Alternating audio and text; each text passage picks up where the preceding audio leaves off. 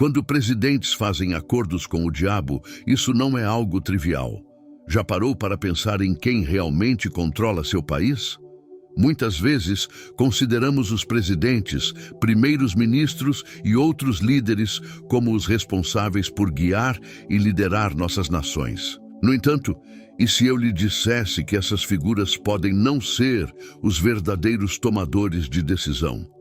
Não se trata de uma teoria da conspiração, mas de uma realidade espiritual que remonta aos tempos bíblicos. Ao longo da história, houve líderes cujas decisões foram influenciadas por forças malignas ou demoníacas.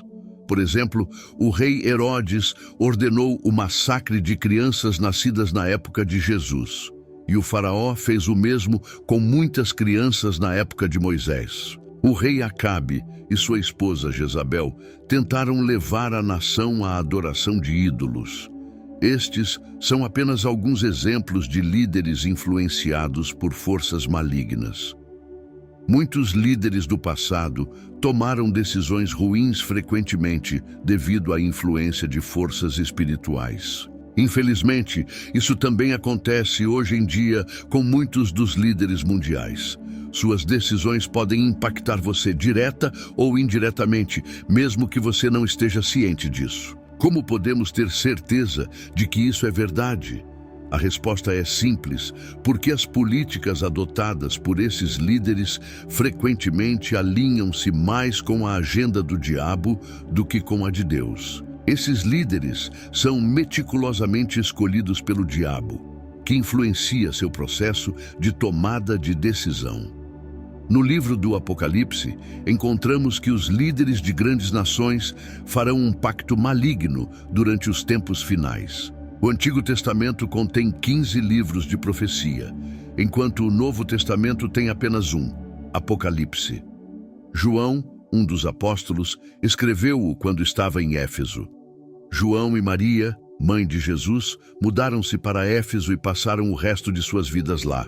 Apocalipse foi escrito no final do primeiro século, quando o imperador Domiciano exigia que todos queimassem incenso para César uma vez por ano, no dia do Senhor. As pessoas tinham que se apresentar diante de um altar, levantar as mãos e declarar: César é Senhor. Para as comunidades cristãs primitivas, isso era um desafio significativo, pois sua fé era clara: Jesus é o Senhor. Não podiam declarar César é Senhor sem enfrentar severas consequências. Era um teste para ver se os cristãos permaneceriam firmes em sua fé. Muitas pessoas morreram por sua fé, mesmo antes da criação deste livro. O Apocalipse serve como um guia para aqueles dispostos a morrer por suas crenças. Inicialmente, o termo mártir simplesmente significava testemunha. No entanto, tornou-se evidente que ser uma verdadeira testemunha de Jesus poderia resultar na perda da própria vida. Assim, o significado de mártir passou a se referir a alguém que morre por sua fé em Jesus. João escreveu o livro do Apocalipse, que se distingue de seus evangelhos e cartas por sua origem única. Deus Pai entregou o livro a Jesus, que por sua vez o deu a um anjo, e o anjo o passou para João, que o transcreveu para todas as igrejas. Nenhum outro livro na Bíblia surgiu de maneira tão complexa. João escreveu o que viu e ouviu, e às vezes o que ele testemunhou era tão extraordinário que o anjo teve que lembrá-lo 11 vezes para registrar tudo. Durante suas visões, João foi levado ao céu, onde ouviu vários coros de vozes cantando e teve que garantir que anotou todos esses detalhes. Apocalipse é um livro impressionante com um tema claro. Os líderes se embriagam com uma mulher estranha. No livro de Apocalipse, a entidade maligna de Babilônia é representada, e um anjo convida João a testemunhar o julgamento dessa mulher ímpia. Apocalipse 17, 1-2. Desde o início, seu julgamento é inquestionável, e não há dúvidas quanto ao destino e ao fracasso final de Babilônia. Babilônia surgiu como um sistema religioso muito antes do cristianismo, antecipando a chegada do verdadeiro Messias por imitação satânica. Segundo a história e a tradição religiosas, a cidade de Babilônia é mencionada na Bíblia 287 vezes, sendo a segunda cidade mais citada depois de Jerusalém. A cidade estava situada nas margens do rio Eufrates e era considerada o centro de uma civilização que manifestava uma hostilidade organizada contra Deus. De acordo com Gênesis 11, 1 a 10, logo após o dilúvio, Babilônia se tornou a capital de um império que conquistou Judá de forma implacável. Naquele tempo, Judá estava sob o domínio de Babilônia, e para o povo de Deus, Babilônia representava todo o mal. Era a personificação da crueldade, luxúria e ganância, e era vista como inimiga do povo de Deus. Quem está familiarizado com o Antigo Testamento sabe que a palavra Babilônia está associada a formas organizadas de adoração e blasfêmia, além da opressão do povo de Deus. O conceito de Babilônia existia muito antes dos eventos descritos em Apocalipse 17 e 18, ou do reinado do Anticristo. Babilônia representa o sistema mundial e esteve presente ao longo da história, desde o tempo de João, quando Roma a representava, até os dias atuais. No entanto, durante o reinado do Anticristo, Babilônia, tanto em seus aspectos religiosos quanto comerciais, exercerá uma influência sem precedentes sobre o mundo. E ele me levou em espírito para um deserto, e vi uma mulher sentada sobre uma besta escarlate, cheia de nomes blasfemos, com 7 cabeças e 10 chifres. A mulher estava vestida de púrpura e escarlate, adornada com ouro, pedras preciosas e pérolas, e segurava na mão um cálice de ouro cheio de abominações. E das coisas imundas de sua imoralidade sexual, estava escrito em sua testa um nome: Mistério, Babilônia, a Grande, a mãe das prostitutas e das abominações da terra. E eu vi a mulher embriagada com o sangue dos santos e com o sangue dos testemunhos de Jesus. Ao vê-la, fiquei maravilhado. Neste trecho, aprendemos que João é levado ao deserto, onde tem uma visão de julgamento. A natureza desolada do deserto serve como um cenário apropriado para essa visão. A besta, mencionada em Apocalipse 13, 1, é descrita como tendo 7 cabeças e 10 chifres, simbolizando o anticristo e o governo que ele estabelecerá. É importante notar que a mesma mulher estranha mencionada neste trecho é mostrada montada na mesma besta descrita em Apocalipse 13:1. O dragão estava de pé na areia da praia. Então eu vi uma besta que saía do mar, com 10 chifres e 7 cabeças, e sobre seus chifres havia 10 coroas, e sobre suas cabeças nomes blasfemos. O anticristo, a primeira besta mencionada no texto, é uma criatura monstruosa com 10 chifres e 7 cabeças. Ela recebe poder e autoridade de um dragão. Uma de suas cabeças é mortalmente ferida, mas depois se recupera. Essa besta profere blasfêmias contra Deus e oprime o povo de Deus agressivamente, onde quer que eles estejam na terra. Além disso, a besta não apenas governa o mundo, mas também recebe a adoração dos seus habitantes.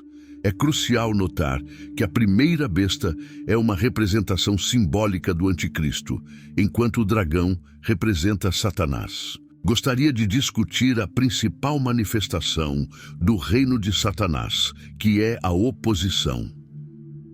Esta oposição é caracterizada pelo espírito do anticristo, que é diferente da pessoa conhecida como anticristo e dos muitos anticristos que surgiram ao longo da história. Os ensinamentos de João fornecem uma explicação clara sobre o espírito e essas pessoas em 1 João 2:18 a 23.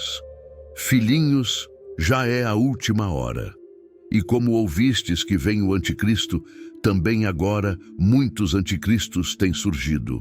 Por isso conhecemos que é a última hora.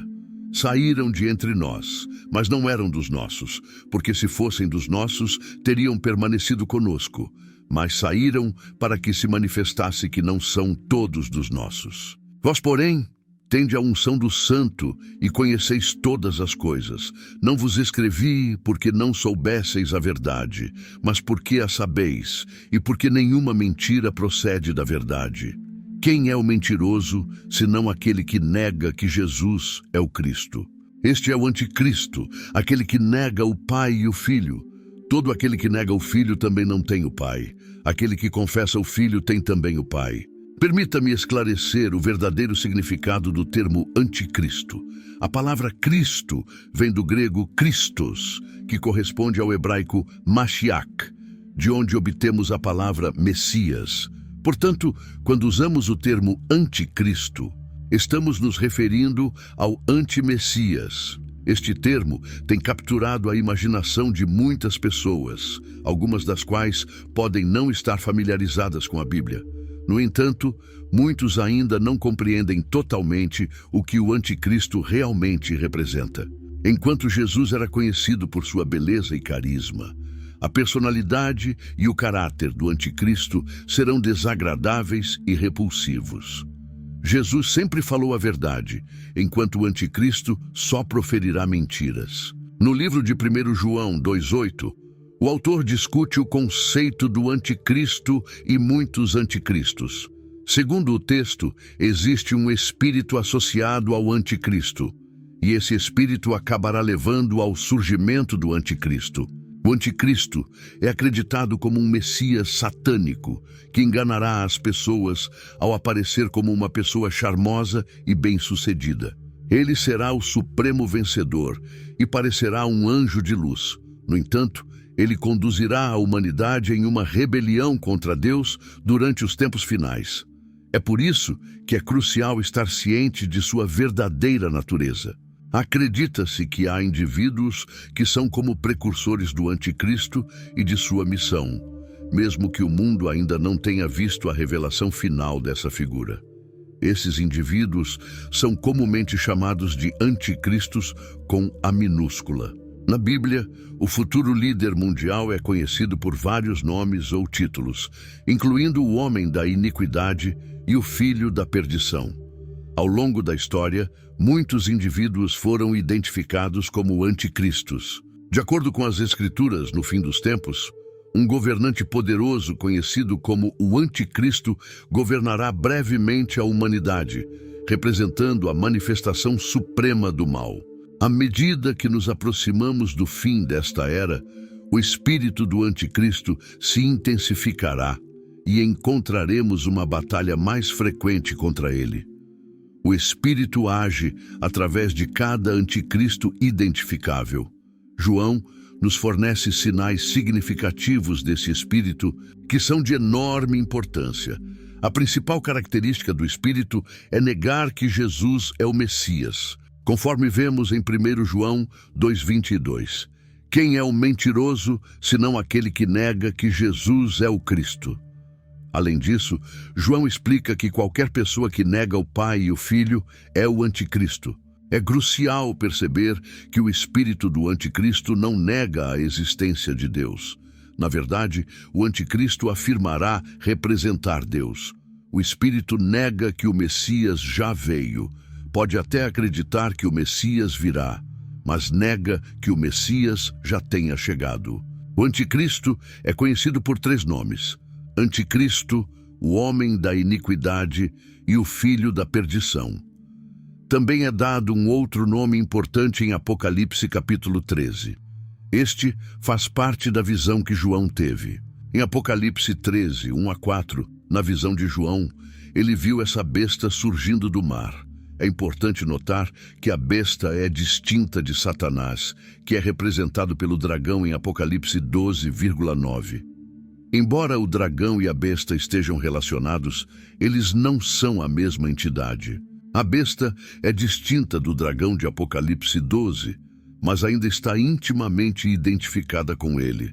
Não é o dragão, mas é semelhante a ele, pois o dragão também tinha 7 cabeças e 10 chifres. Por que Satanás daria seu poder a uma pessoa específica? A resposta é simples. Ao fazer isso, essa pessoa ganharia controle sobre toda a raça humana e convenceria todos a adorar Satanás. Neste trecho, vemos João sendo levado ao deserto, onde tem uma visão de julgamento. A aridez e desolação do deserto servem como um cenário apropriado para essa visão. A besta mencionada em Apocalipse 13, é descrita com 7 cabeças e 10 chifres, simbolizando o anticristo e o domínio que ele estabelecerá. É importante notar que a mesma mulher estranha mencionada neste trecho é vista montando a mesma besta descrita naquele verso. Em Apocalipse 13, 1 a 4, vemos um panorama ainda mais detalhado. E vi uma besta que subia do mar com 10 chifres e 7 cabeças, e sobre os seus chifres 10 coroas, e sobre as suas cabeças nomes de blasfêmia. O anticristo, a primeira besta mencionada, é uma criatura monstruosa com 10 chifres e 7 cabeças, que recebe poder e autoridade do dragão.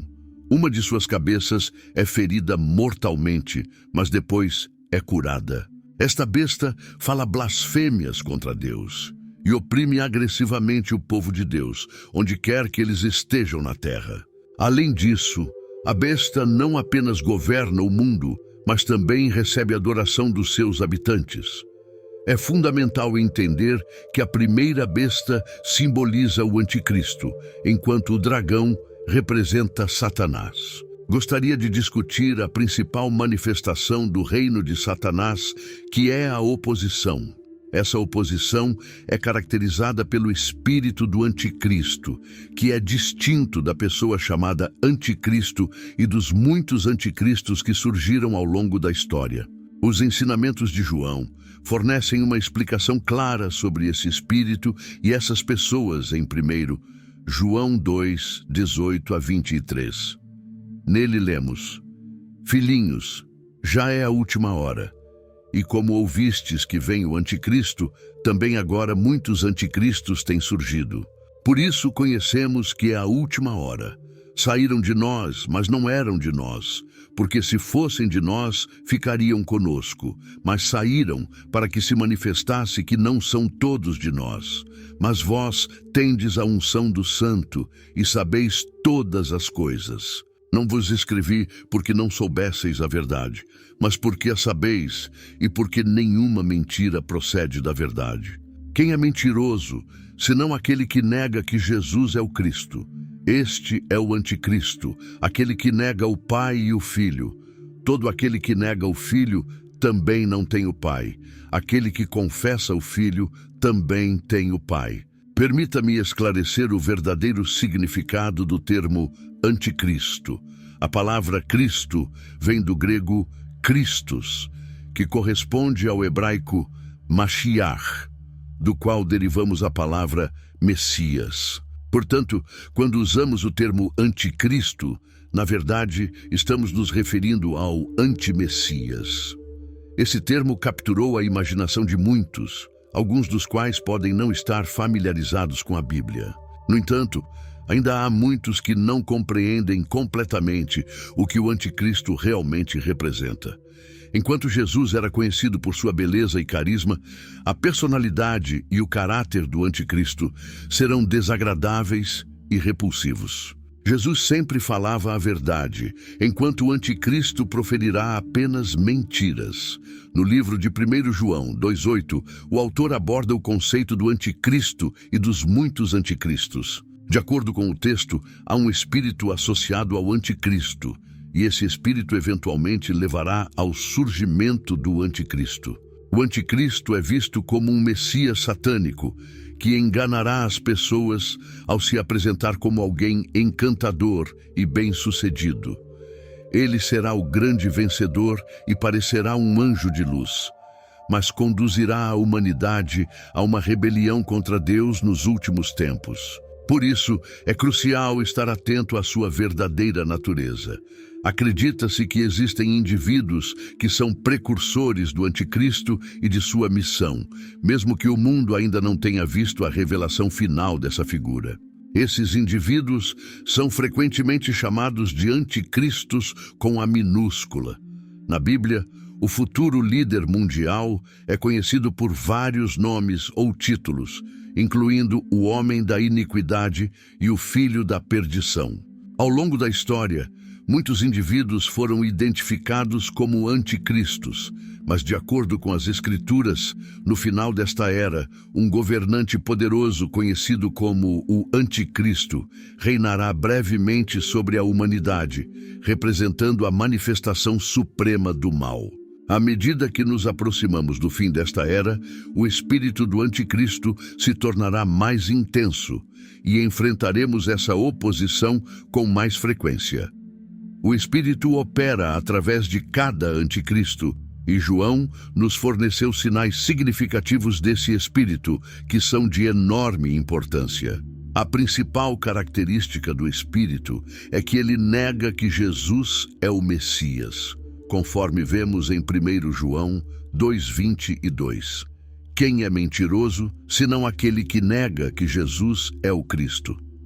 Além disso, João explica que qualquer um que nega o Pai e o Filho é o Anticristo. É crucial perceber que o espírito do Anticristo não nega a existência de Deus. Na verdade, o Anticristo alegará representar Deus. O espírito nega que o Messias já tenha vindo, provavelmente acreditando que o Messias ainda virá, mas negando que ele já tenha chegado. Portanto, vemos três nomes para o mesmo ser: o Anticristo, o homem da iniquidade e o filho da perdição. E há um outro nome importante em Apocalipse 13. Nesta visão que João teve, ele viu uma besta subindo do mar. É importante notar que a besta é distinta de Satanás, que é representado pelo dragão em Apocalipse 12,9. Embora o dragão e a besta estejam relacionados, não são a mesma entidade. Embora essa besta seja distinta do dragão de Apocalipse 12, ela ainda está intimamente identificada com ele. Satanás confere seu poder a essa besta para que ela possa controlar toda a raça humana e convencer todos a adorarem Satanás. O que é o seu desejo supremo? Esse é um projeto de longo prazo que Satanás vem trabalhando pacientemente por muitos séculos. Uma imagem da besta será estabelecida e o mundo inteiro será ordenado a adorá-la. Ao longo da história, as pessoas frequentemente se curvaram diante da imagem de um líder político. O Anticristo também é chamado de filho da perdição, como foi Judas, João 17:12. Enquanto eu estava com eles, eu os guardava em teu nome, que me deste. E guardei-os, e nenhum deles se perdeu, senão o filho da perdição, para que se cumprisse a Escritura. Este líder mundial é fortalecido e apoiado por Satanás. Através desse homem, Satanás expressará seu desejo e autoridade. A besta aceita a oferta que Jesus recusou em Mateus 4:8-10. Novamente, o diabo o levou a um monte muito alto e mostrou-lhe todos os reinos do mundo e a glória deles. E disse-lhe: tudo isto te darei, se prostrado me adorares. Então Jesus lhe disse: retira-te, Satanás, porque está escrito: ao Senhor teu Deus adorarás e só a ele servirás. Apocalipse 13:12 diz que a besta exerce toda a autoridade da primeira besta em sua presença e faz com que a terra e os que nela habitam adorem a primeira besta, cuja ferida mortal foi curada.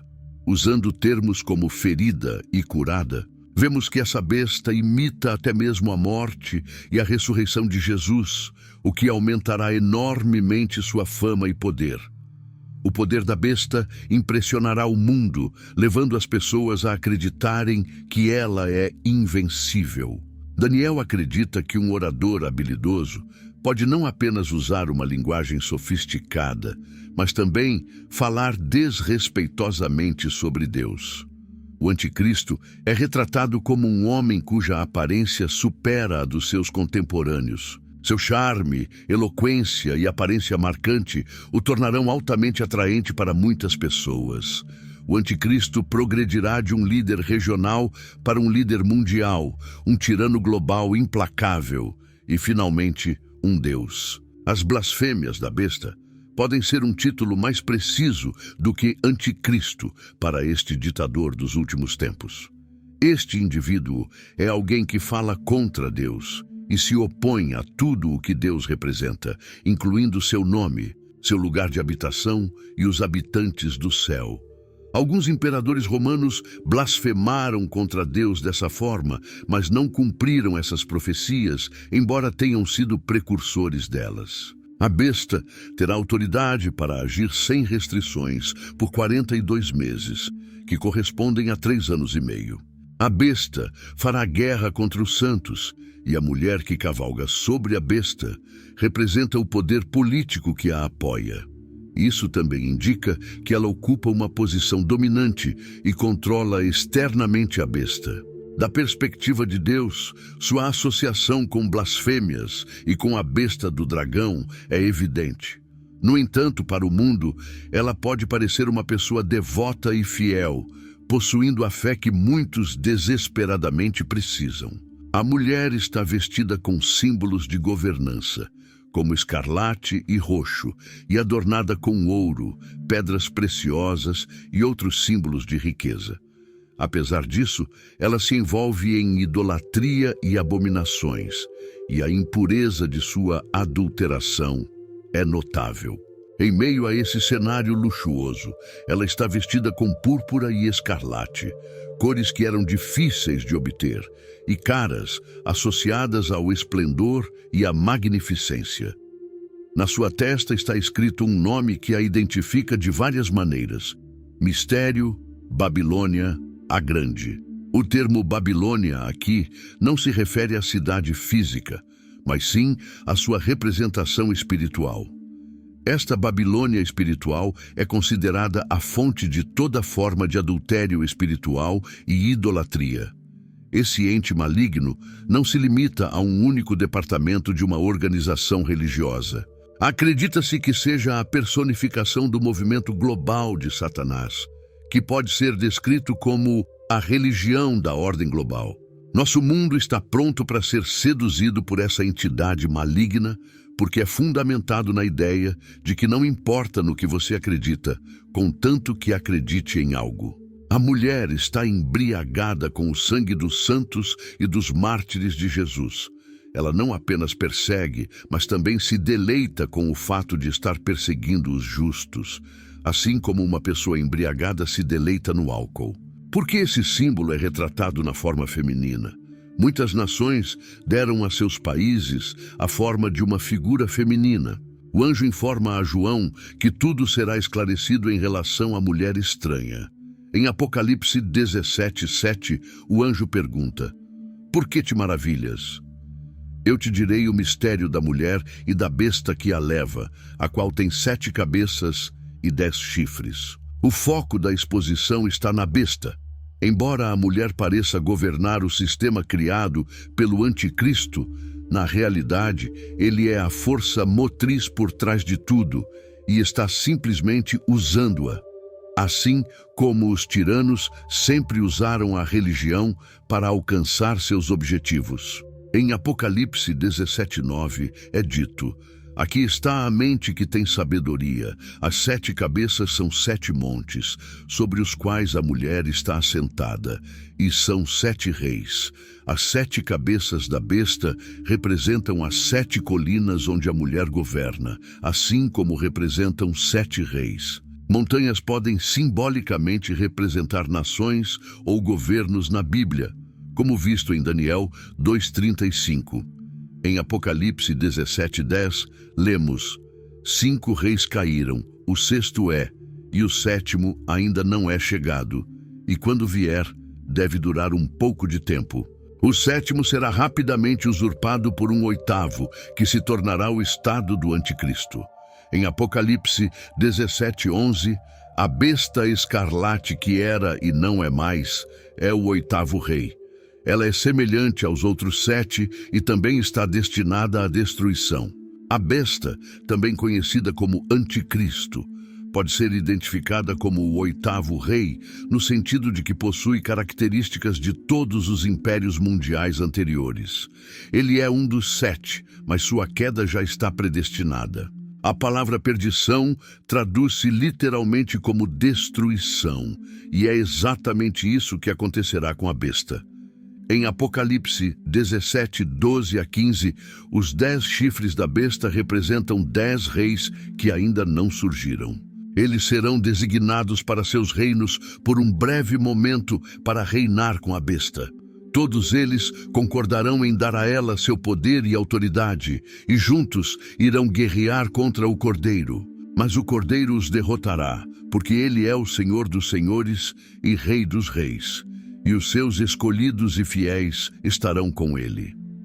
Então o anjo me disse que as águas onde a prostituta está reinando representam as multidões de todas as nações e línguas. A besta descrita no livro de Apocalipse representa uma entidade maligna que ainda não assumiu um reino específico.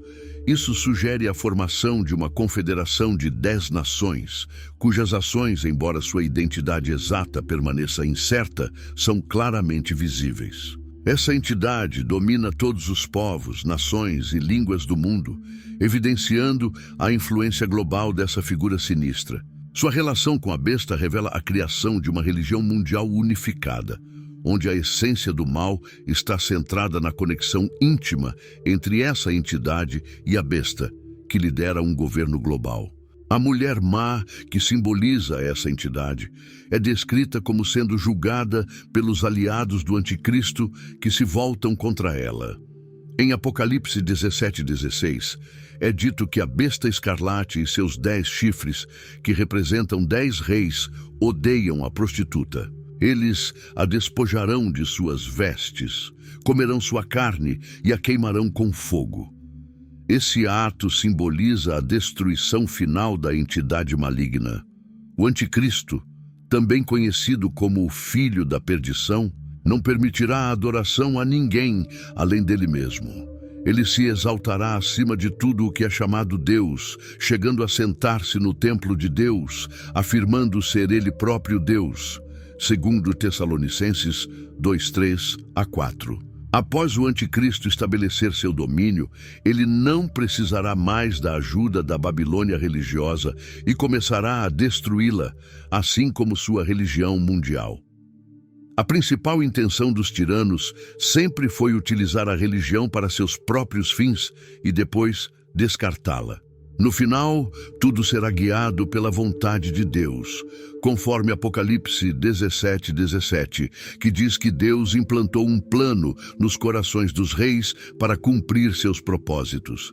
Eles concordarão em dar sua autoridade à besta escarlate, e assim as palavras de Deus se cumprirão. O julgamento contra a Babilônia religiosa é determinado por Deus, e às vezes Deus usa um grupo ímpio, como os 10 reis, como instrumento de julgamento contra outro grupo ímpio, como a Babilônia religiosa. Isso ocorre frequentemente na Bíblia. O apoio político que esses 10 governantes fornecerão ao anticristo será estabelecido por Deus. O mundo receberá exatamente o que deseja, uma religião sem Deus e um governo sem Deus. Em Apocalipse 17:18, a mulher vista na visão representa a grande cidade que governa sobre os reis da terra. No tempo de João, não havia dúvida de que Roma era a cidade com mais poder sobre os governantes do mundo. Roma era o centro político, econômico e religioso do mundo na época. No entanto, no sentido global, a Babilônia sempre foi a grande cidade que domina os governantes do mundo desde o início dos tempos. Como cristãos, devemos nos questionar se estamos sob o domínio dessa cidade ou se somos cidadãos de uma cidade superior, como descrito em Gálatas 4:26.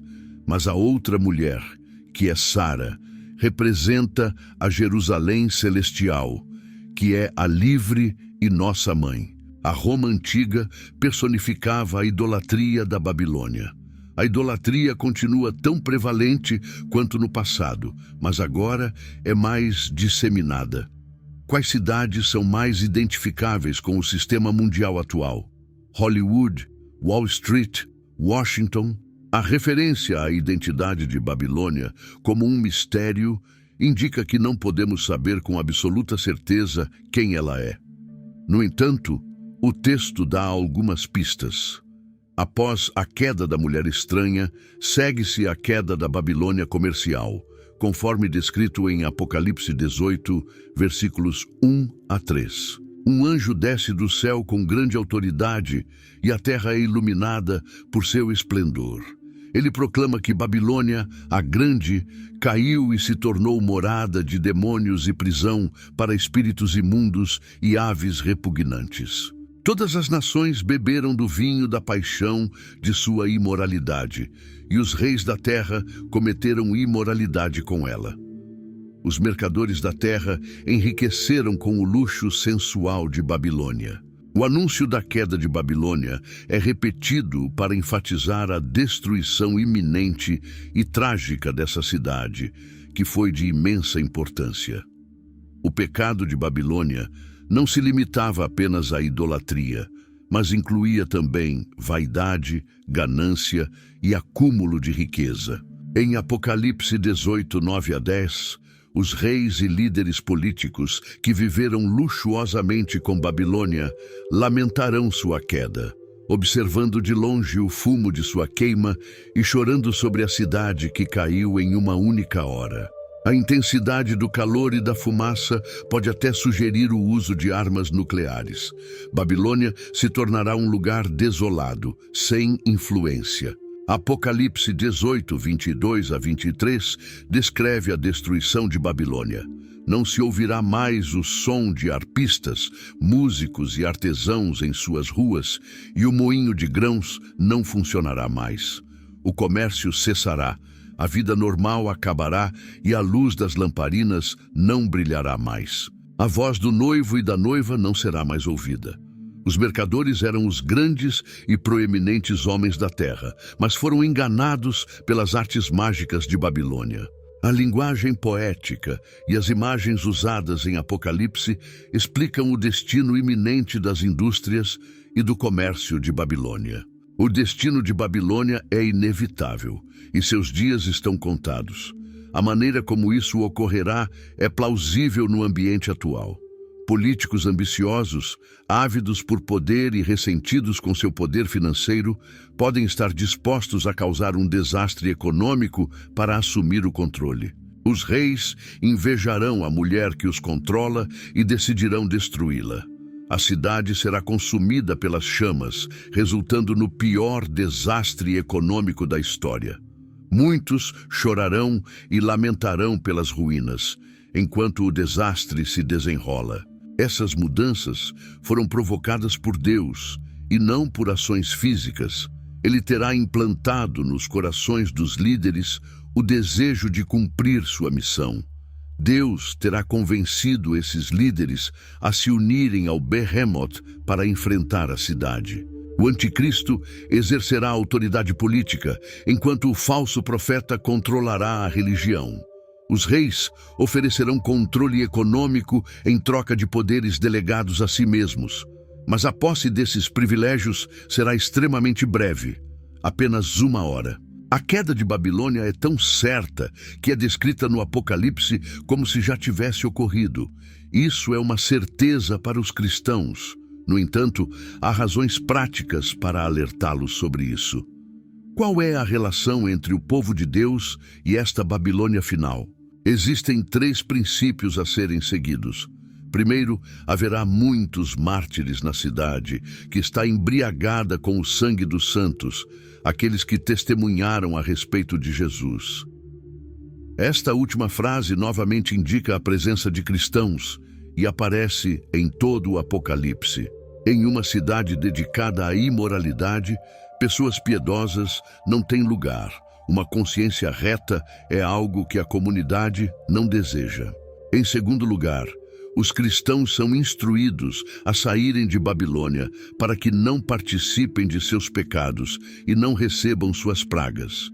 Os pecados dela se acumularam até os céus, E Deus se lembrou de suas iniquidades e crimes, como está escrito em Apocalipse 18, 4 a 5.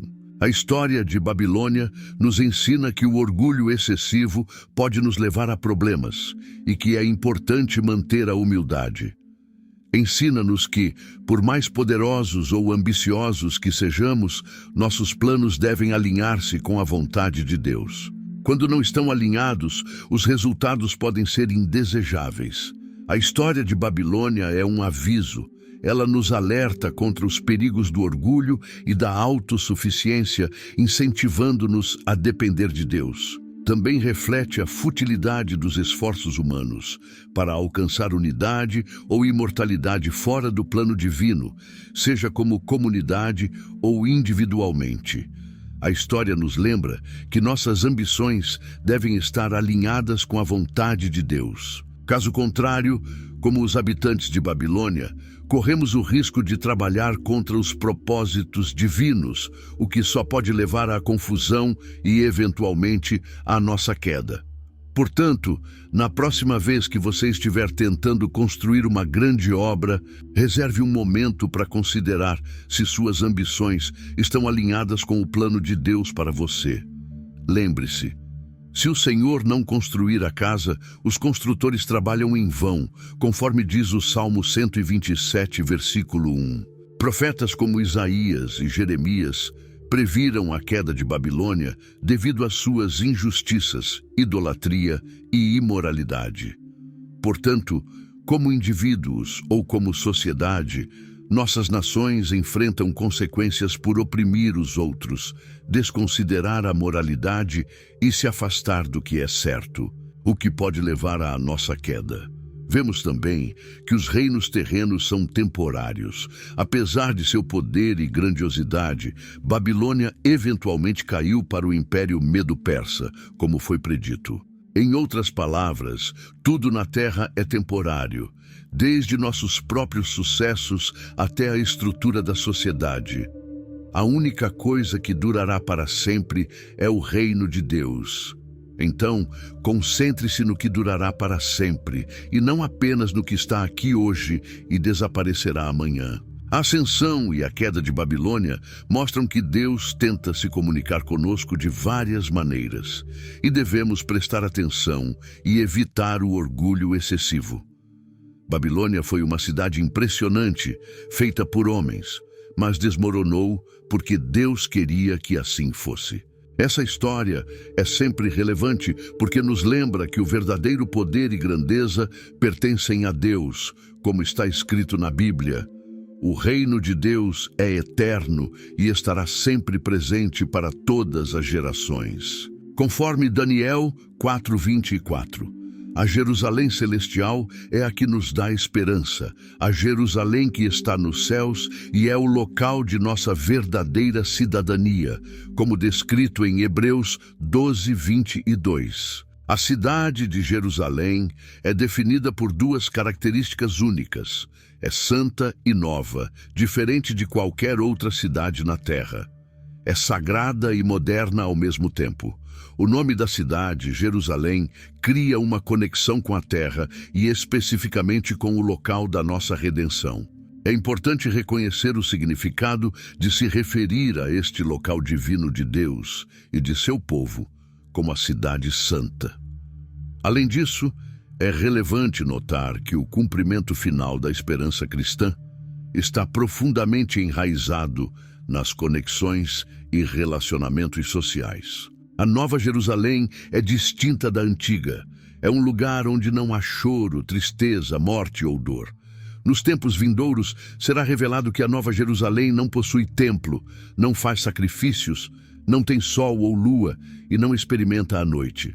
O escritor hebreu diz que vocês chegaram ao Monte Sião, a cidade do Deus vivo, a Jerusalém celestial e a miríade de anjos, como está em Hebreus 12:22-24.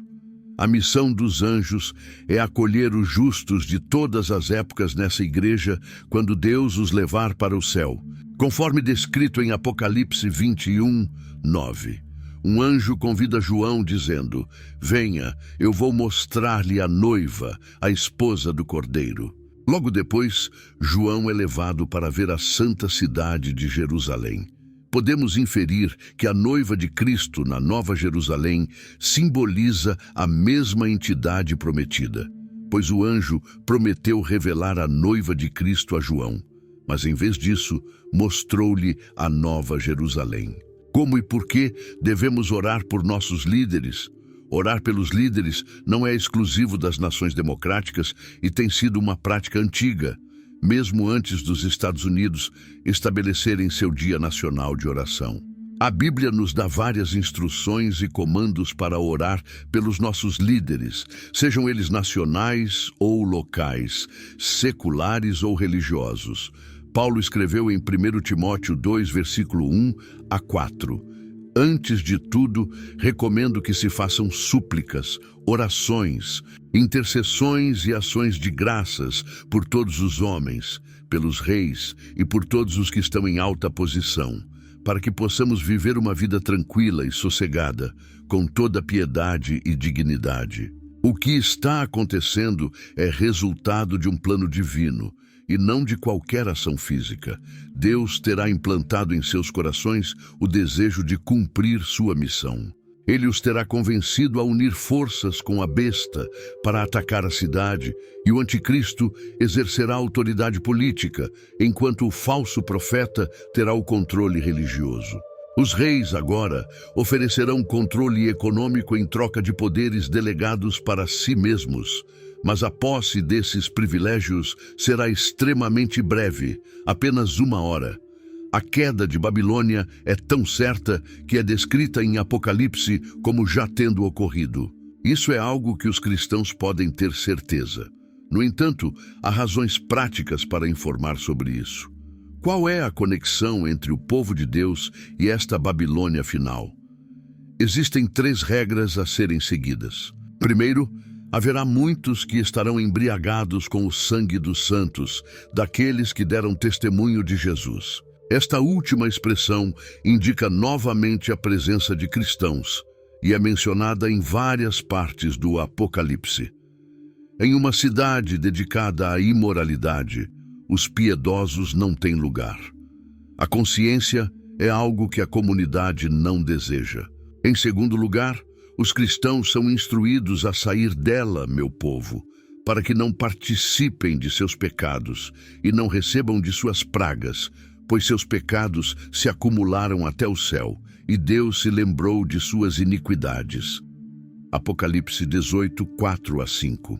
Também ouvimos outra voz do céu dizendo: sai dela, povo meu, para que não sejas cúmplice de seus pecados e não recebas de suas pragas, pois seus pecados se acumularam até o céu, e Deus se lembrou de suas maldades para julgá-las. A história de Babilônia nos ensina que o orgulho excessivo pode nos trazer problemas e que é importante manter a humildade.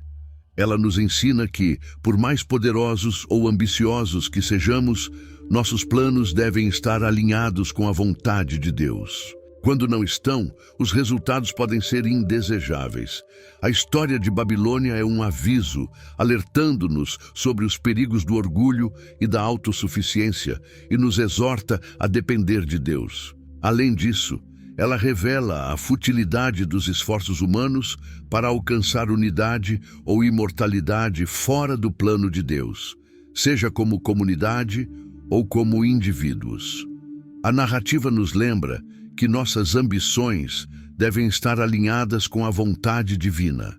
Caso contrário, assim como o povo de Babilônia, corremos o risco de trabalhar contra os propósitos de Deus, o que só pode levar à confusão e, eventualmente, à nossa ruína. Portanto, da próxima vez que você estiver se esforçando para construir a torre, reserve um momento para considerar se suas ambições estão em harmonia com o plano de Deus para você. Lembre-se, se o Senhor não edificar a casa, em vão trabalham os que a edificam. Salmo 127, 1. Profetas como Isaías e Jeremias previram a queda de Babilônia devido às suas injustiças, idolatria e imoralidade. Portanto, como indivíduos ou como sociedade, nossas nações enfrentam consequências. Oprimir os outros, ignorar a moralidade e se afastar do que é certo podem levar à nossa queda. Também observamos que os reinos terrenos são temporários, apesar de seu poder e grandiosidade. Babilônia acabou caindo diante do Império Medo-Persa, como previsto. Em outras palavras, tudo na Terra é transitório, desde nossos próprios sucessos até a estrutura da sociedade. A única coisa que durará para sempre é o reino de Deus. Portanto, concentre-se no que é eterno, e não apenas no que está aqui hoje e se foi amanhã. A história de Babilônia, que se tornou poderosa e depois desmoronou, demonstra que Deus tenta se comunicar conosco de várias maneiras, e devemos prestar atenção e não ser orgulhosos. Babilônia foi um lugar impressionante criado por pessoas, mas desmoronou porque Deus quis assim. Esta história é sempre relevante, pois nos lembra que o verdadeiro poder e grandeza pertencem a Deus. Como está escrito na Bíblia, o reino de Deus é eterno e durará para todas as gerações. Daniel 4:34. Jerusalém é a que nos dá esperança. A Jerusalém que está nos céus e onde está a nossa verdadeira cidadania. Hebreus 12:22. Mas você chegou ao Monte Sião e à cidade do Deus vivo, a Jerusalém celestial e a miríades de anjos. A cidade de Jerusalém é definida por duas características únicas. É santa e nova, diferente de qualquer outra cidade na terra. É tanto sagrada quanto moderna. O nome da cidade, Jerusalém, cria uma conexão com a terra e, especificamente, com o local de nossa redenção. É importante reconhecer o significado de se referir a este local divino de Deus e seu povo como a cidade santa. Além disso, é relevante notar que o cumprimento final da esperança cristã está profundamente enraizado nas conexões e relacionamentos sociais. A Nova Jerusalém é distinta da antiga. É um lugar onde não há choro, tristeza, morte ou dor. No futuro, será revelado que a Nova Jerusalém não terá templo, não fará sacrifícios, não terá sol ou lua e não experimentará a noite, pecado ou abominação. O escritor hebreu diz: você chegou ao Monte Sião, à cidade do Deus vivo, a Jerusalém celestial e a miríades de anjos, a Assembleia Geral e a Igreja dos Primogênitos que estão registrados nos céus. Hebreus 12, 22, 23, 24. O destino dos santos de todas as eras e dos anjos é ser acolhido nessa igreja quando Deus a levar aos céus. No final do capítulo de Apocalipse 21, 9, um anjo convida João dizendo: vem, eu te mostrarei a noiva, a esposa do Cordeiro. Em seguida, João é levado para testemunhar a cidade santa de Jerusalém. A partir disso, podemos inferir que a noiva de Cristo, na Nova Jerusalém, simboliza a mesma entidade, pois o anjo prometeu revelar a noiva de Cristo a João, mas em vez disso, mostrou-lhe a Nova Jerusalém. Como devemos orar por nossos líderes? A prática de orar por nossos líderes não é exclusiva de nações democráticas e tem sido feita há muito tempo, mesmo antes dos Estados Unidos estabelecerem seu Dia Nacional de Oração. A Bíblia nos dá várias instruções e comandos para orar por nossos líderes, sejam eles nacionais ou locais, seculares ou religiosos. Paulo escreveu em 1 Timóteo 2, versículo 1 a 4. Antes de tudo, recomendo que se façam súplicas, orações, intercessões e ações de graças por todos os homens, pelos reis e por todos os que estão em autoridade, para que possamos levar uma vida tranquila e pacífica em toda a piedade e dignidade. Esta forma de oração é boa, aceitável e agradável aos olhos de Deus, nosso Salvador, que deseja que todos sejam salvos e cheguem ao conhecimento da verdade divina. Devemos buscar a paz e o bem-estar da cidade para onde fomos enviados em exílio e orar ao Senhor por ela. pois no seu bem-estar teremos paz.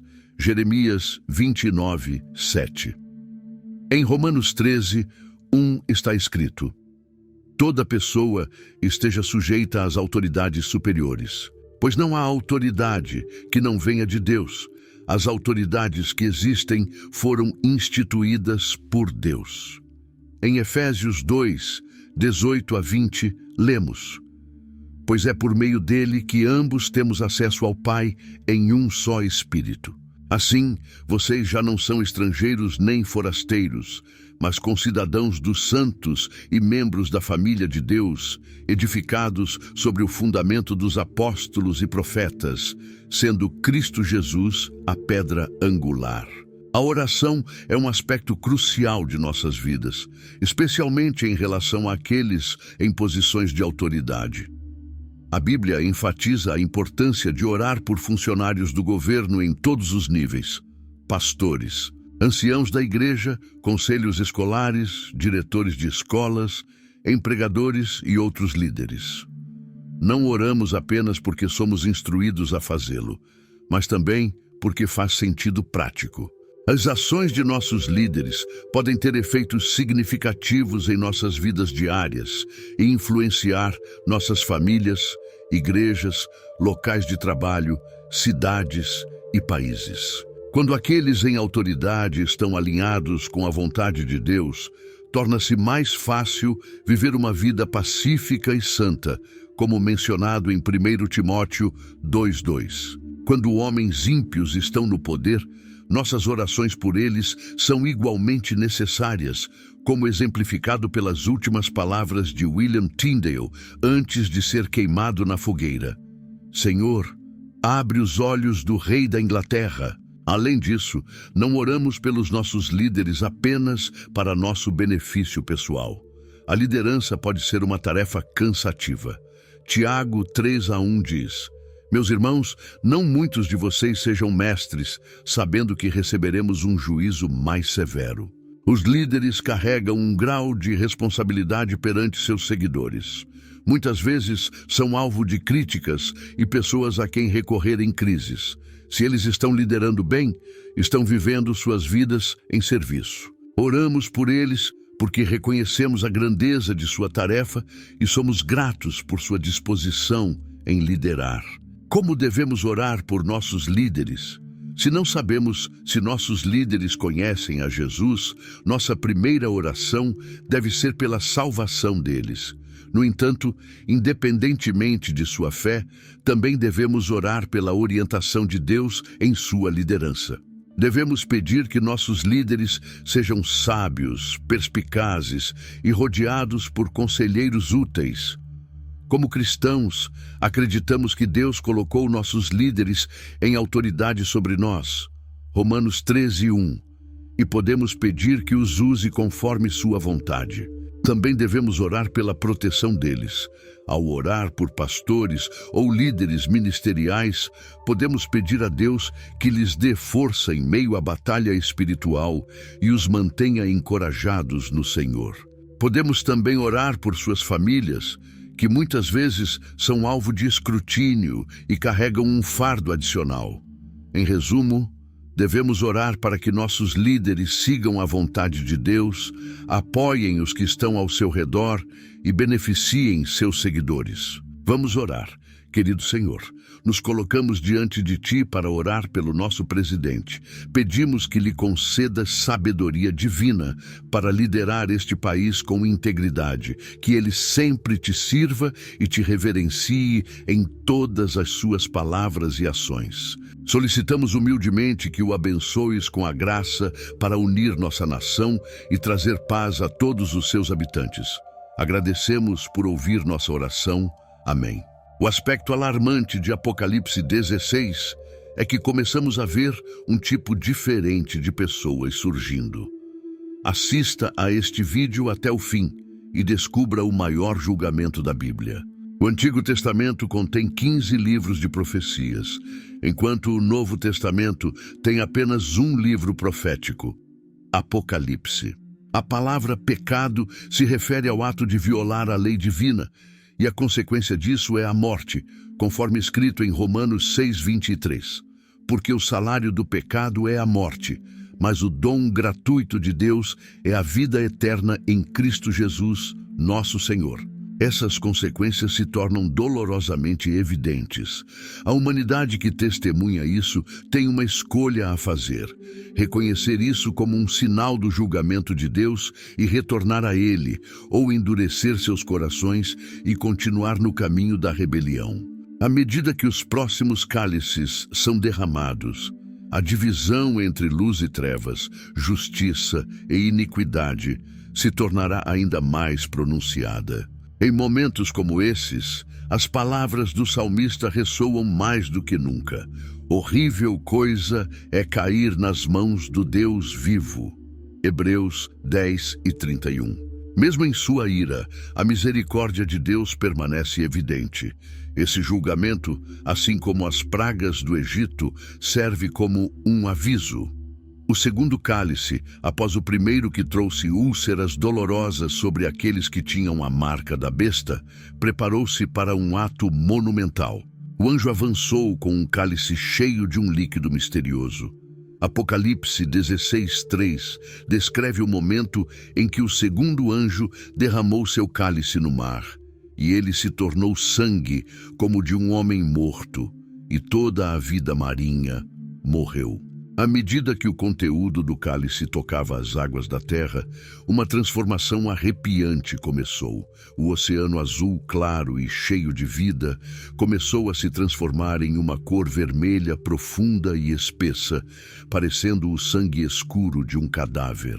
Essa mudança não era meramente simbólica ou superficial. A transformação alterou a essência das águas.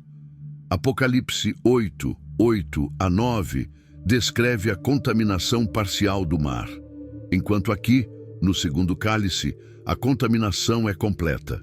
Toda criatura viva no mar morreu. O mar não se torna literalmente sangue, mas o sangue de um cadáver, combinando a aparência e o caráter repugnante do sangue de um corpo morto. Não se ouvia mais baleias ou golfinhos. Tudo estava em silêncio. Pescadores que costumavam pescar felizes agora ficaram chocados com a destruição. Cidades que dependiam do peixe para a alimentação estavam em problemas. Isso nos lembra da história bíblica em que Deus transformou o rio Nilo no Egito em sangue, devido à recusa do faraó em libertar os israelitas. No entanto, a mensagem subjacente da Bíblia nunca foi esquecida, mesmo nesses momentos críticos. Ela fala de esperança, redenção e do amor inabalável de Deus. No terceiro cálice, rios e fontes também não são poupados. Eles também se transformam em sangue, tornando-se um símbolo de morte em vez de vida. Apocalipse 16:4 diz: Então o terceiro anjo derramou seu cálice sobre os rios e fontes das águas e tornaram-se sangue. Essa completa contaminação contrasta com a poluição parcial de 1/3 das águas doces. No livro de Apocalipse, capítulo 8, os juízos descritos indicam que o retorno de Jesus está iminente. Catástrofes ecológicas como essas representam uma ameaça grave para a humanidade, colocando em risco nossa sobrevivência. Imagine o terror que as pessoas sentirão ao se aproximarem de suas fontes de água potável, apenas para encontrá-las impróprias para consumo, contaminadas com toxinas que trazem morte em vez de vida. Rios que antes estavam repletos de peixes e brilhavam sob o sol, agora se tornaram escuros e espessos. Fontes de água que antes eram compartilhadas por pessoas e animais transformaram-se em sangue, lembrando a todos que o mundo está em caos. Rios que antes estavam repletos de peixes e brilhavam sob o sol, agora se tornaram escuros e espessos. Fontes de água que antes eram compartilhadas por pessoas e animais transformaram-se em sangue, lembrando a todos que o mundo está em caos. É como se a própria terra estivesse lamentando, testemunhando as consequências da rebelião da humanidade contra seu Criador. À medida que a dor e o tormento das pessoas aumentam, uma voz do céu explica o motivo desse sofrimento em Apocalipse 16, 5-6. E ouvi o anjo das águas dizendo: Justo és tu, ó Senhor, que és e que eras o Santo, por teres julgado essas coisas. Pois derramaram o sangue dos santos e dos profetas e lhes deste a beber sangue. Eles o merecem. Esse trecho serve como um lembrete das consequências da desobediência e do pecado. Os rios e fontes, que antes eram fontes de alívio, agora se tornaram testemunhas dessas consequências. O mundo está sendo chamado ao arrependimento, um cálice de cada vez. A visão de João é um alerta para que prestemos atenção às palavras do Todo-Poderoso. Abandonemos a maldade e busquemos refúgio na graça de Deus, especialmente diante de tais julgamentos terríveis. Quando chega o quarto cálice, um anjo avança com o próximo vaso de julgamento. O alvo desse cálice não é a terra nem as águas, mas o próprio sol que ilumina o céu. Em Apocalipse 16:8, lemos: E o quarto anjo derramou o seu cálice sobre o sol, e foi-lhe dado queimar os homens com fogo. De repente, ocorre um fenômeno estranho que muda tudo. O sol, que sempre foi uma fonte de luz, calor e sustento, adquire um novo e terrível poder. Começa a queimar a terra com uma intensidade nunca antes vista. O calor é tão insuportável que as pessoas sentem como se estivessem dentro de um forno, com a pele ardendo sob o fogo implacável que vem de cima. A dor é intensa, queimando cada osso e fibra de seus corpos. No entanto, em vez de se voltarem para Deus em busca de misericórdia, seus corações se endurecem e eles levantam os punhos para o céu em raiva e desrespeito a Deus, em vez de suplicar por ajuda. O fracasso da humanidade em responder com arrependimento mostra que o conhecimento ou a experiência do julgamento não mudarão a condição pecaminosa do homem. Aqueles que não são vencidos pela graça nunca serão. Apocalipse 16,9 captura a gravidade de seus corações. E os homens foram queimados com grande calor, e blasfemaram o nome de Deus, que tem poder sobre estas pragas, e não se arrependeram para lhe darem glória. Esta cena serve como um testemunho da dureza dos corações humanos, mesmo diante de uma intervenção divina inegável. Ao longo da Bíblia, é evidente que Deus deseja o arrependimento. Como diz 2 Pedro 3,9, o Senhor não retarda a sua promessa, ainda que alguns a tenham por tardia, mas é paciente para convosco, não querendo que nenhum pereça, senão que todos cheguem ao arrependimento. No quinto cálice, por ordem dos céus, o quinto anjo avança e direciona seu cálice não para os mares, montanhas ou rios, mas diretamente sobre o próprio trono da besta, o epicentro da maldade. Em Apocalipse 16, 10-11, lemos: E o quinto anjo derramou seu cálice sobre o trono da besta, e o seu reino se tornou em trevas, e mordiam as suas línguas por causa da dor. Isso representa escuridão e dor. O quinto julgamento é uma punição severa, onde o domínio da besta, que representa as forças do mal, é envolto em escuridão, causando grande sofrimento às pessoas na terra. Apesar disso, aqueles que sofrem esse julgamento continuam a resistir a Deus e se recusam a se arrepender de seus erros. O julgamento atinge o trono da besta, a escuridão, e as pessoas em dor recusam-se a se arrepender. O trono e o reino da besta na Bíblia, especialmente em Apocalipse 16, 10-11, referem-se ao centro de poder e autoridade de uma figura conhecida como a besta. Esta figura simboliza forças do mal, ou um governante maligno, frequentemente interpretado como um anticristo ou um sistema oposto a Deus. No livro de Apocalipse, o trono da besta refere-se ao assento de poder de onde a besta exerce controle e espalha sua influência. O reino da besta representa a área de território que a besta controla. Esses termos são simbólicos e descrevem as forças do mal e oposição a Deus nos últimos tempos. O quinto cálice, que representa o julgamento de Deus derramado sobre este trono, significa um ataque direto à base de poder e autoridade da besta, minando sua capacidade de operar e causando caos em seu domínio. Nesse cenário, uma abordagem estratégica é tomada para lidar com o inimigo e seus seguidores. A besta é o alvo principal antes que seu território seja afetado. Isso envolve focar na principal fonte de poder ou liderança primeiro e, em seguida, lidar com a área de influência mais ampla. Ao enfrentar adversidades, é importante identificar e abordar a principal fonte de poder ou liderança. Isso pode ser o líder principal, a causa principal de um problema ou o ponto central de controle. Uma vez identificado o líder ou a fonte, o próximo passo é neutralizar ou diminuir sua influência. Isso é semelhante a como o trono da besta é atacado, representando um golpe direto no coração do poder da oposição. Após o líder ou a fonte ter sido tratado, o foco se desloca para o território mais amplo ou seguidores. Em termos práticos, isso significa enfrentar as questões mais amplas, consequências ou seguidores que estavam sob a influência da fonte inicial. No livro de Apocalipse, isso é simbolizado pelo reino inteiro, sendo coberto de escuridão após o ataque ao trono da besta. A escuridão sobre o reino é simplesmente a ausência de luz.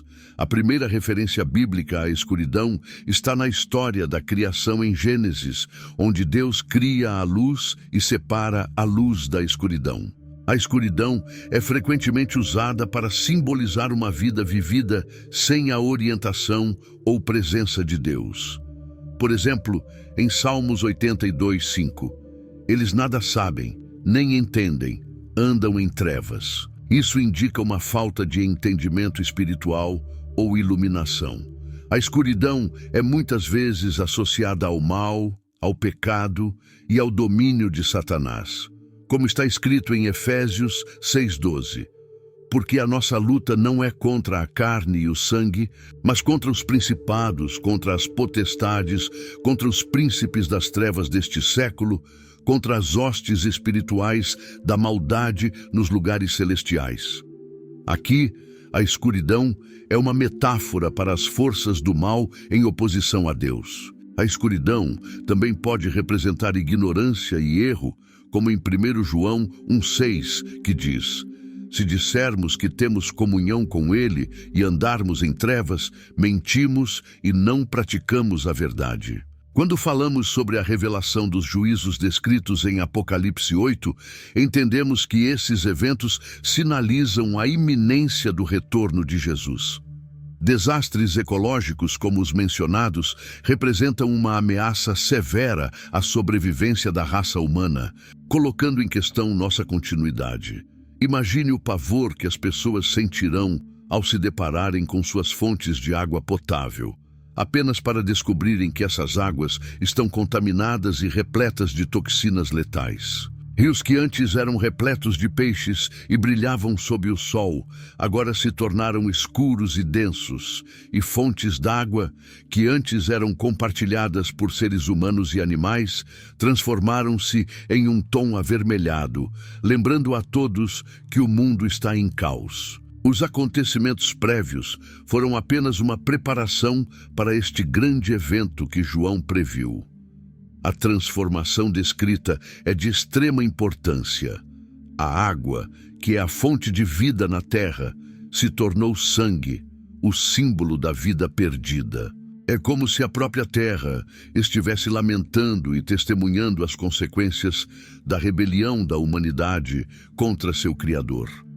Quando a dor e o tormento das pessoas se intensificam, uma voz do céu explica o motivo desses eventos em Apocalipse 16:5-6, dizendo: justo és tu, que és e que eras, ó Santo, porque julgaste estas coisas. pois derramaram o sangue dos santos e dos profetas, e tu lhes deste a beber sangue, merecem isso. Este trecho serve como um lembrete das consequências da desobediência e do pecado. Os rios e fontes, que outrora eram fontes de refresco, agora são testemunhas dessas consequências. O mundo está sendo chamado ao arrependimento, um passo de cada vez. A visão de João é um alerta para que prestemos atenção às palavras do Todo-Poderoso. Desviemos da perversidade e busquemos refúgio na graça de Deus, especialmente diante de tais juízos terríveis. O quinto cálice traz um juízo severo. Um anjo aparece segurando o próximo vaso de julgamento. O alvo deste cálice não é a terra ou a água, mas o próprio sol que ilumina o céu. Em Apocalipse 16:8 está escrito: o quarto anjo derramou seu cálice sobre o sol, e foi-lhe dado queimar os homens com fogo. De repente, ocorre um fenômeno estranho e transformador. O sol, que sempre foi uma fonte de luz, calor e sustento, adquire um poder novo e terrível. Ele começa a queimar a terra com uma intensidade nunca antes vista, causando um calor insuportável que faz com que as pessoas se sintam como se estivessem presas em um forno, com suas peles a escaldar sob o fogo implacável. A dor é intensa, atravessando cada osso e fibra do ser. Mas em vez de se voltarem para Deus em busca de misericórdia, seus corações se tornam endurecidos, e eles sacodem os punhos para o céu, em raiva e desrespeito para com Deus. Em vez de clamar por ajuda, eles se rebelam ainda mais. A falha da humanidade em responder com arrependimento mostra que nem o conhecimento, nem a experiência de julgamento mudarão a condição pecaminosa do homem. Aqueles que não são atraídos pela graça nunca serão salvos. Apocalipse 16:9 descreve a gravidade dos corações endurecidos. E foram queimados com grande calor, e blasfemaram o nome de Deus, que tem poder sobre essas pragas, e não se arrependeram para dar-lhe glória. Esta cena é um testemunho da dureza dos corações humanos, mesmo diante de uma intervenção divina inegável. Ao longo da Bíblia, é evidente que Deus deseja arrependimento. Como diz 2 Pedro 3:9, o Senhor não retarda a sua promessa, ainda que alguns a tenham por tardia, mas é longânimo para com nós, não querendo que alguns se percam, senão que todos venham a arrepender-se. O quinto cálice serve como um forte aviso para o arrependimento dos incrédulos. Quando a profecia do quinto cálice se cumprir, Deus mostrará ao reino do anticristo nenhuma misericórdia, pois como diz Malaquias 4:1, pois eis que vem o dia, ardente como uma fornalha, e todos os soberbos, e todos os que cometem impiedade serão como a palha. E aquele dia que vem os abrasará, diz o Senhor dos Exércitos, de maneira que não lhes deixará nem raiz nem ramo. No sexto cálice, o sexto anjo, uma entidade divina de poder e propósito, segurava um vaso cheio do julgamento de Deus. Era um recipiente de propósito divino, e o anjo sabia o peso de seu conteúdo. Todo o cosmos parecia pausar em reverência pelo que estava por vir. O anjo derramou seu cálice sobre os extensos trechos do grande rio Eufrates.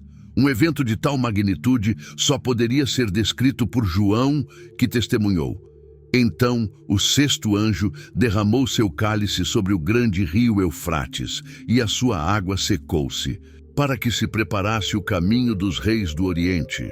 Apocalipse 16:12. À medida que as águas do Eufrates diminuem, o que antes bloqueava o caminho, agora se torna uma passagem clara. O rio Eufrates, parte da área do Crescente Fértil, é um marco significativo nas Escrituras e desempenha um papel crucial nos eventos finais descritos em Apocalipse. O rio Eufrates, que é um recurso valioso no Oriente Médio, atravessa países como Turquia, Síria e Iraque. A Bíblia faz referência a esse rio mais de 50 vezes, e o primeiro registro significativo ocorre no livro de Gênesis. No capítulo 2 de Gênesis, é mencionado que o Eufrates era um dos 4 rios que fluíam a partir do Jardim do Éden. O texto bíblico prevê que, em um futuro distante, o Eufrates secará para abrir caminho para um rei, denominado Rei do Oriente. O ressecamento de recursos naturais, como o Eufrates, parece ser uma ação divina, parte dos eventos que antecedem o Armagedom. A identidade dos reis do Oriente mencionados em Apocalipse 16:12 tem sido alvo de muita especulação e interpretação ao longo da história cristã. O livro de Apocalipse frequentemente utiliza uma linguagem simbólica, o que torna suas profecias difíceis de interpretar e permite uma variedade de entendimentos. Por isso, a expressão Reis do Oriente tem sido analisada de diferentes perspectivas. Durante o reinado do Anticristo, a maldade humana alcança seu ápice, resultando na ira divina contra o pecado. O Eufrates secando faz parte do 6º trombeta, que é o penúltimo juízo das tribulações. Os romanos acreditavam que o Eufrates serviria como uma defesa impenetrável contra impérios situados a leste. Naquela época, o rio tinha 4.800 quilômetros de comprimento e uma largura que variava de 300 a 1.200 metros. Quando o rio secar e se transformar em uma estrada, grandes exércitos do Oriente poderão se mover para o Ocidente com relativa facilidade. Há especulações sobre o motivo pelo qual esses exércitos do Oriente se deslocam para o Ocidente. Alguns acreditam que isso ocorre em resposta à ascensão de uma figura global conhecida como o Anticristo, que está baseada na Europa.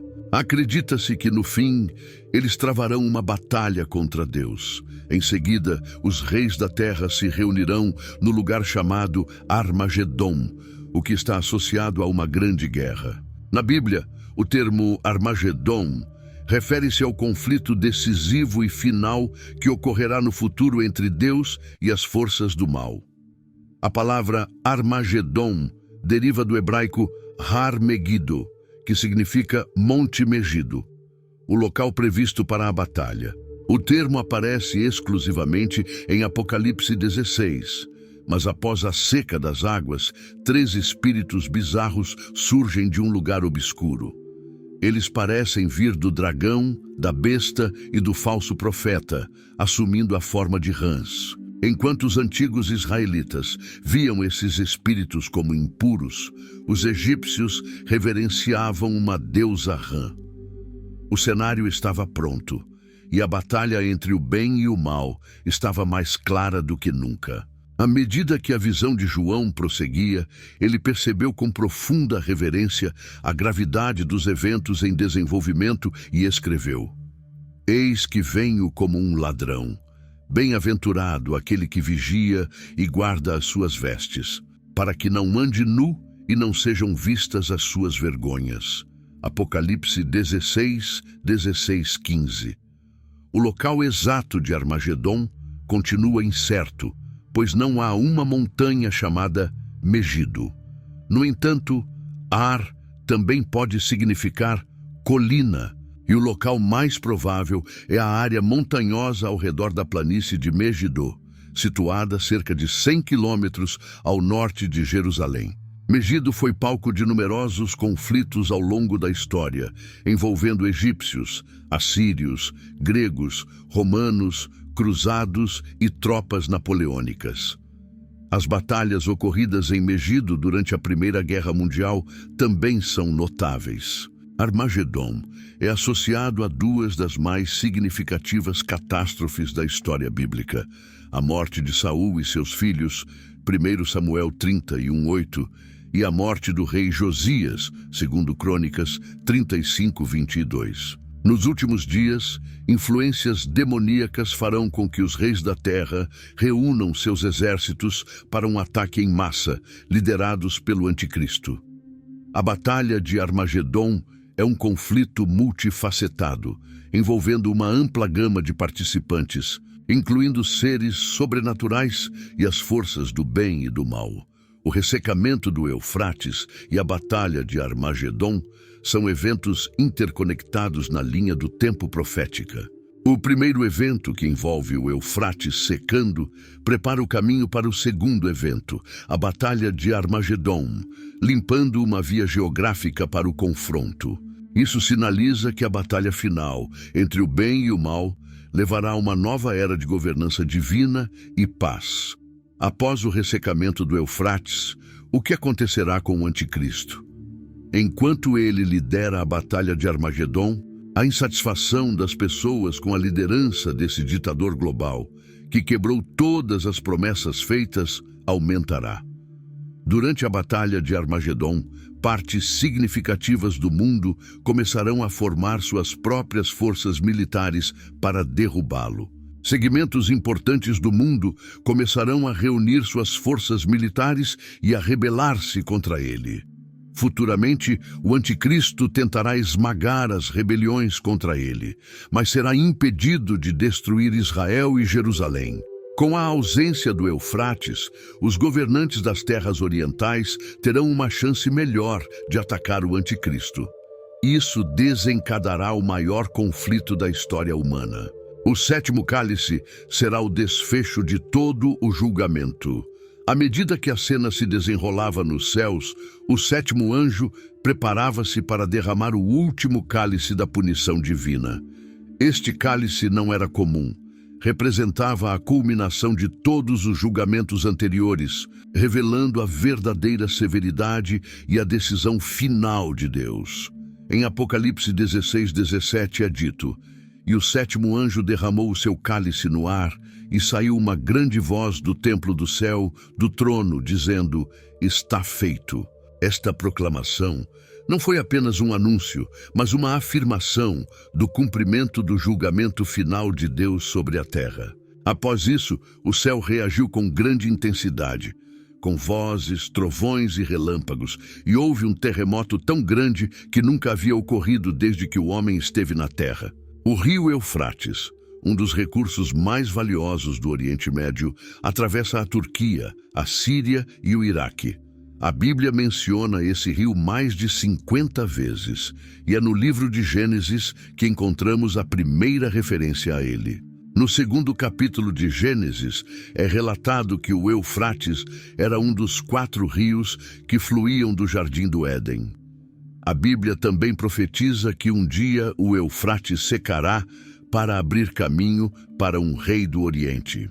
O secamento dos recursos naturais parece ser um evento divinamente orquestrado, fazendo parte dos eventos que levam ao Armagedon. A identidade dos reis do Oriente, mencionados em Apocalipse 16:12, tem sido alvo de muita especulação e interpretação ao longo da história cristã. O livro de Apocalipse frequentemente usa uma linguagem simbólica, o que torna suas profecias difíceis de entender e permite diversas interpretações. Assim, a expressão Reis do Oriente tem sido estudada sob diferentes perspectivas. No período do Anticristo, a maldade humana atingiu seu ápice, resultando na ira de Deus contra o pecado. O secamento do rio Eufrates ocorre como parte do sexto julgamento, o penúltimo da tribulação, marcado pelo desaparecimento do rio.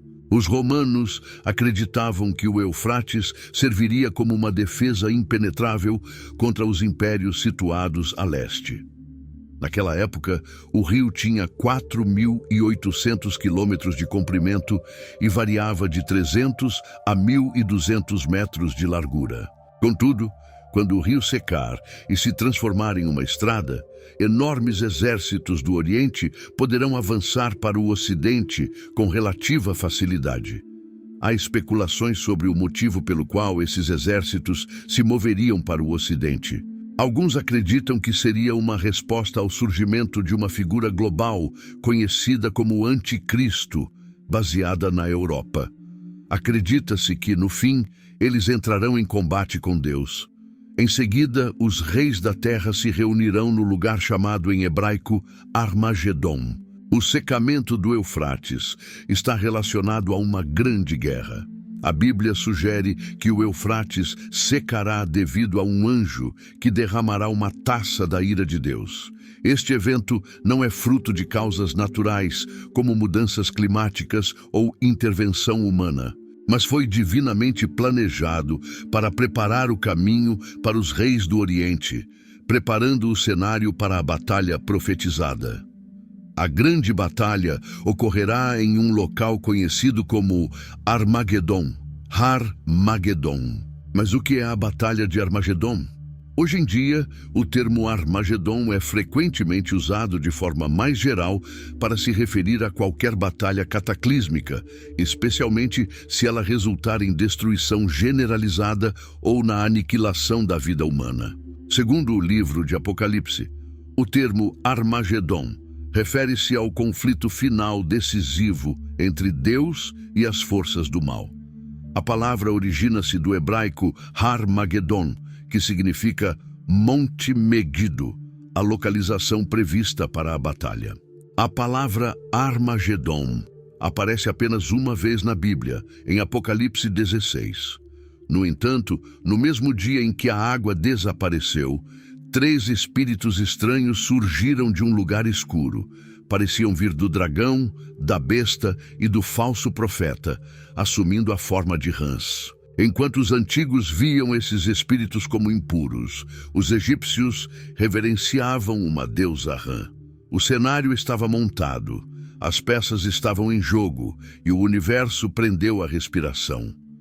As linhas de batalha entre o bem e o mal estavam mais claras do que nunca. À medida que a visão de João continuava, ele percebeu com profunda reverência a gravidade dos eventos que se desenrolavam e escreveu: Eis que venho como ladrão.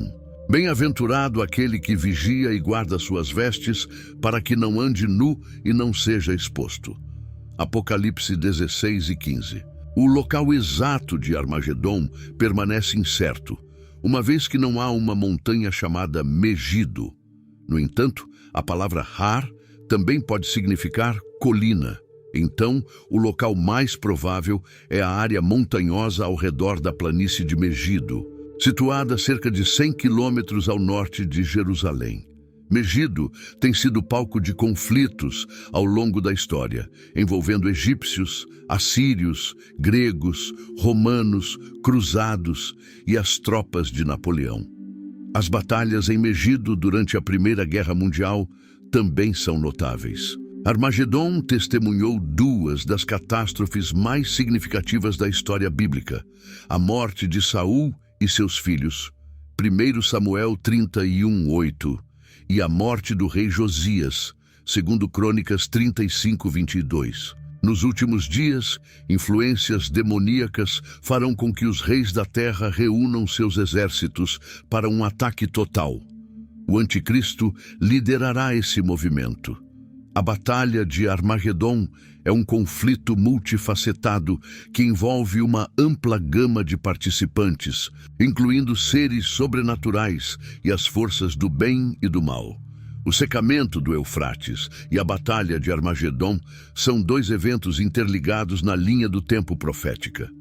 O primeiro evento, que envolve o secamento do Eufrates, serve como preparação para o segundo evento, a Batalha de Armagedon, abrindo um caminho geográfico para o confronto. É um sinal de que a confrontação final entre o bem e o mal levará a uma nova era de governança divina e paz. Após o secamento do Eufrates, o que acontecerá com o anticristo? Enquanto ele lidera a Batalha de Armagedon, o povo se tornará mais insatisfeito com a liderança desse ditador global que quebrou todas as suas promessas. Durante a Batalha de Armagedon, partes significativas do mundo começarão a formar suas próprias forças militares em uma tentativa de derrubá-lo. Grandes segmentos do mundo começarão a reunir suas forças militares e se rebelar contra ele. No futuro, o anticristo tentará esmagar as rebeliões contra ele, mas será impedido de destruir Israel e Jerusalém. com a ausência do rio Eufrates, os governantes das terras orientais terão uma chance melhor de atacar o anticristo.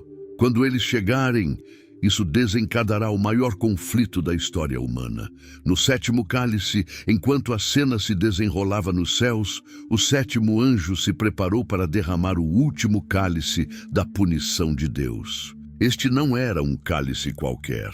Representava a culminância de todos os julgamentos anteriores, revelando a verdadeira severidade e a finalização da decisão de Deus. Em Apocalipse 16:17 está escrito: "E o sétimo anjo derramou sua taça no ar, e houve uma grande voz que veio do templo do céu, do trono, dizendo: Está feito." Essa proclamação não foi apenas um anúncio, mas uma afirmação da conclusão do julgamento final de Deus sobre a terra. Após isso, o céu reagiu fortemente com vozes, trovões e relâmpagos, e houve um grande terremoto, como nunca antes visto, desde que os homens habitam a terra. A Bíblia é um livro repleto de previsões e profecias.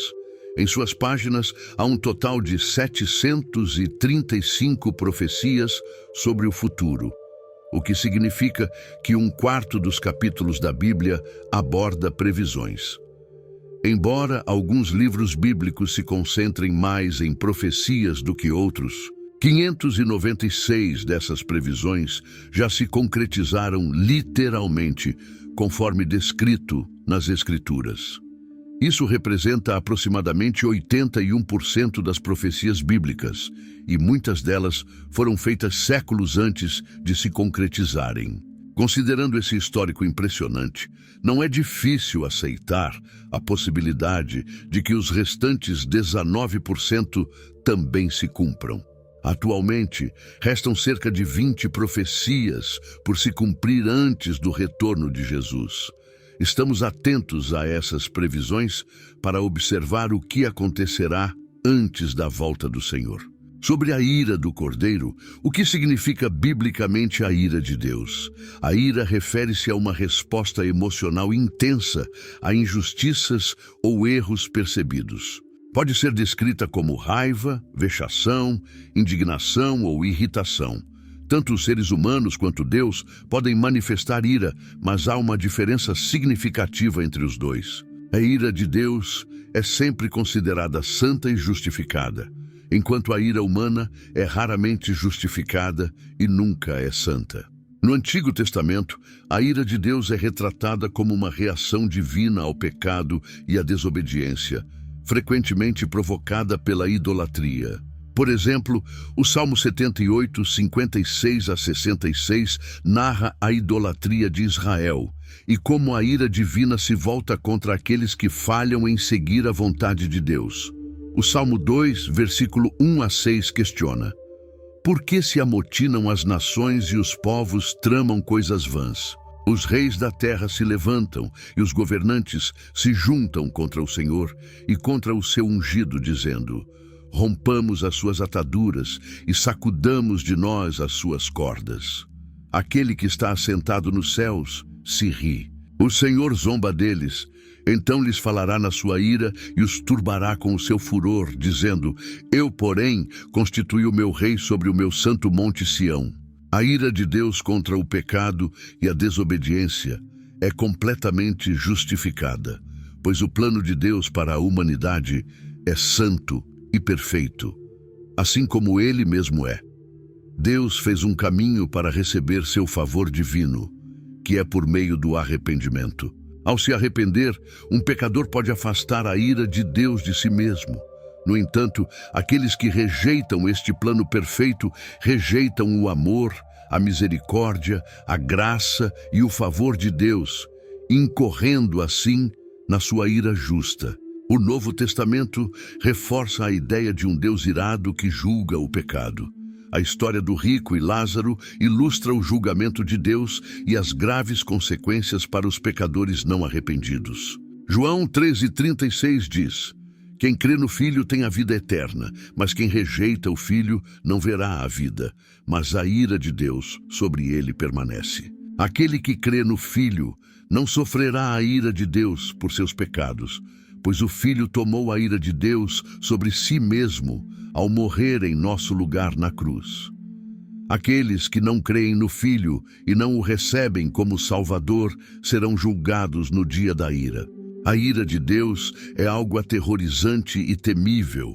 Apenas aqueles cobertos pelo sangue de Cristo, derramado por nós na cruz, podem ter a certeza de que a ira de Deus nunca recairá sobre eles. Romanos 5:9 afirma: muito mais, sendo agora justificados pelo seu sangue, seremos salvos da ira de Deus por ele. Deus tem maneiras impressionantes de mostrar aos homens que são apenas pó. Ele pode varrer dinastias inteiras como se fossem apenas formigas, quando estas se tornam um incômodo. Ao examinar os livros de história, é possível observar que o Senhor, por meio de sua providência, tem constantemente derrubado a soberania humana e humilhado o orgulho dos homens. Este parece ser o trabalho milagroso de Deus. Se alguém me perguntasse o que Deus está fazendo, eu responderia que Ele está exaltando os humildes enquanto abate os orgulhosos. Deus parece estar constantemente envolvido nisso, como se fosse sua obra natural, e Ele se regozija nisso. Ele derruba torres construídas entre as estrelas e continuará fazendo isso até que o orgulho humano seja completamente erradicado. Não haverá espaço para qualquer tipo de majestade neste mundo, exceto para o Rei dos Reis. Sob o céu, haverá apenas um nome diante do qual todos se curvarão. Um trono que será reverenciado na mente das pessoas e apenas um nome pelo qual todas as famílias da terra serão chamadas. Naquele dia, quando a terra estiver cheia da glória de Deus, como as águas cobrem o mar, será dito que ele demoliu a arrogância dos homens e somente o Senhor é exaltado. Vamos orar. Senhor, proteja-me da preguiça espiritual e ajude-me a ser um bom administrador das oportunidades, dons espirituais, influências, relacionamentos, recursos, sabedoria e todas as bênçãos que você generosamente me concedeu. Sei que não mereço nenhuma delas. Ajude-me a empregar diligentemente tudo isso em seu serviço, para a sua glória e para o avanço do seu reino.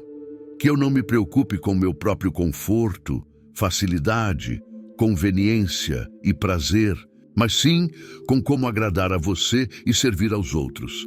Sei que todos esses pecados espirituais são expressões de amar a você e aos outros de maneira inadequada e errada. Ensine-me a amá-lo com todo o meu coração, mente, alma e força, e a amar os outros como amo a mim mesmo.